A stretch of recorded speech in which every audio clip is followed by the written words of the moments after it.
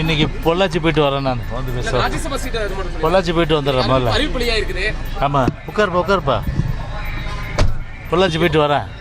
கொஞ்சம் அவசரமாக கிளம்பணும் தம்பி. ராஜ்யசபா சீட் வந்து உங்களுக்கு ஏமாற்றமா தெரியல இல்லைங்களா? அவசரமாக போயிட்டு வந்துடுறேன். கிடைக்கும் அப்படின்ற ஒரு எதிர்பார்ப்பு இந்த நேரத்தில் அது இந்த அறிவிப்புன்றது அவசரமாக பொள்ளாச்சி போயிட்டு வரேன். வந்து நான்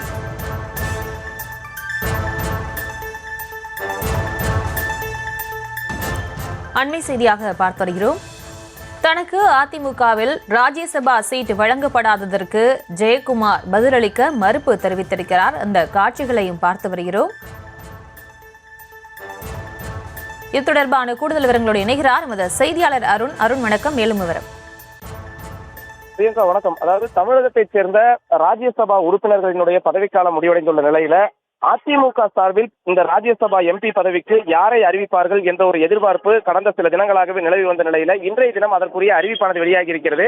அதில் முன்னாள் எம்எல்ஏக்களான வழக்கறிஞர் தனபால் அதே போன்று இன்பதுரை ஆகியோருக்கு வாய்ப்பு வழங்கி அதிமுக தலைமை கழகமானது அறிவித்திருக்கக்கூடிய நிலையில ஏற்கனவே முன்னாள் அமைச்சரான ஜெயக்குமார் அவர் மூத்த தலைவர்களில் ஒருவராகவும் இருந்து வருகிறார். அவருக்கு இந்த எம்பி பதவியானது வழங்கப்படும் என்ற எதிர்பார்ப்பு நிலவி வந்த சூழலில் தான் தற்போது புதிய அறிவிப்பானது வெளியாகி இருக்கிறது.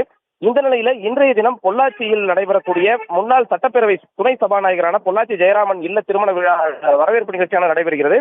இந்த நிகழ்ச்சியில் பங்கேற்பதற்காக சென்னையிலிருந்து விமானம் மூலம் முன்னாள் அமைச்சர் ஜெயக்குமார் கோவை வந்திறங்கினார். அவரிடம் விமான நிலையத்தில் வைத்து அவரிடம் கேள்வியானது எழுப்பப்பட்டது. அப்பொழுது இந்த ராஜ்யசபா உறுப்பினர் பதவியானது தங்களுக்கு வழங்கப்படாதது ஏமாற்றம் அளிக்கிறதா என்ற ஒரு கேள்வி எழுப்பப்பட்டது.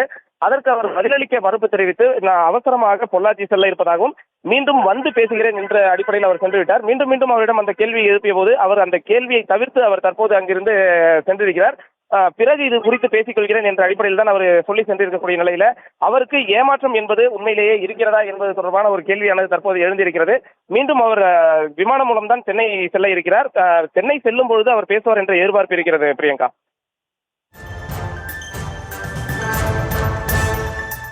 விவரங்களுக்கு நன்றி அருண்.